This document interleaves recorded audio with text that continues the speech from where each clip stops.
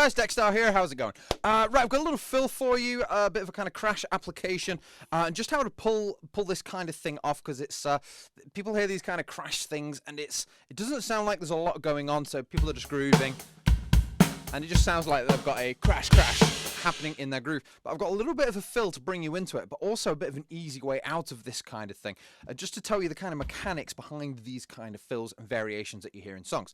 So we're going to start with this first 3 beats, normal kind of pop rock groove to apply it to: kick and hat, hat, snare and hat. So kick and snare, and then we're going to go right left on the snare drum, and that's just going to bring this kind of crash focusing, because that's the focus of this little variation here. So right, left, and then bass drum and crash, and then bass drum and crash again.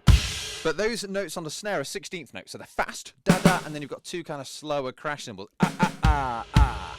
So make sure you get the speed of this right. So kick and snare, right, left, crash.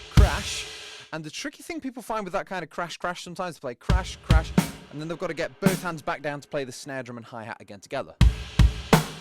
And sometimes when you're playing a fast song, that's not always possible. So what I do, just to kind of, and a lot of people do this, just to kind of be a bit more laid back and not have to rush their right hand back. The right hand's been busy up here, left hand's just being lazy. So after you've played crash, play the left hand for the next note, snare on its own, and you don't need another hi-hat there. So play that left hand after the crashes. And then a right hand comes back to play the hi-hat for the last note, and then you start the phrase again, or go into the next part of a song. So up to there, when you start playing it, you'll see what I mean. But kick, snare, right, left, crash, left, right, and then that's it. You're back into repeating. 1, 2, 3, 4, 1.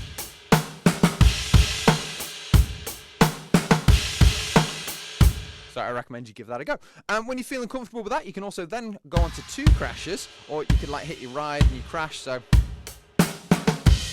just for you guys that want a bit more of a challenge, going between 2.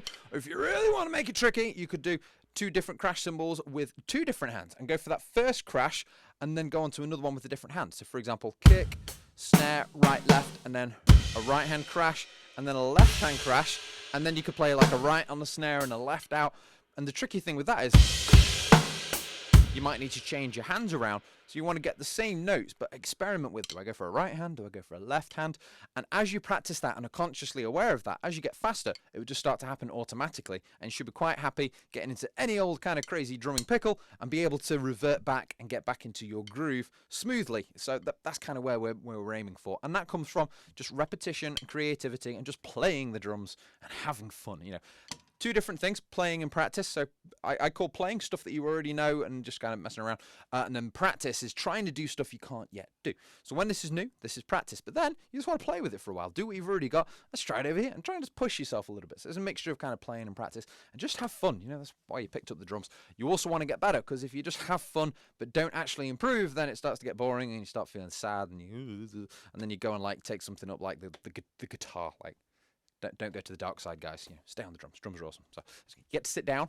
Okay, everyone's there. Everyone. I play guitar. I love playing guitar, but it's on the drums. You get to sit down. It's loud. It's noisy. It's great. You look cool. You don't have to try to be cool. If you sat behind a drum kit, cool. Anyway, I'm going to do a short solo now, just giving you a few ideas of where you can take that and just have some fun with it. And if you're, again, finding this useful, you're enjoying my kind of teaching style of how to get better, I've got a couple of courses on kind of crash placements and where to put them, a couple of crash fills as well, because again, you can be doing your normal fills, but how can I fit some crashes into there? So I've got some courses on actually trying to work these crashes into your normal fills, and really cool. I play them at 2 tempos. You can play along with me, and it's all designed to help you get better. And again, that's part of the channel membership, which is less than $10 a month, and you get access to all the stuff I've got available there. Anyway, bit of a solo, give you some ideas.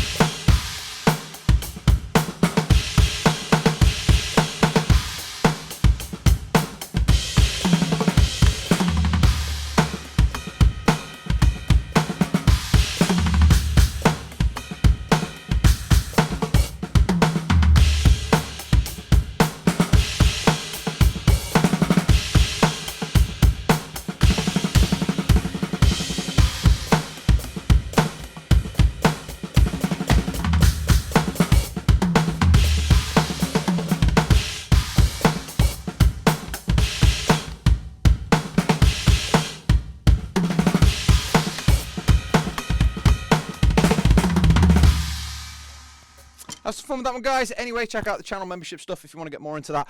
Again, please subscribe if you're new and hit that thumbs up if you've enjoyed this video. See you guys soon.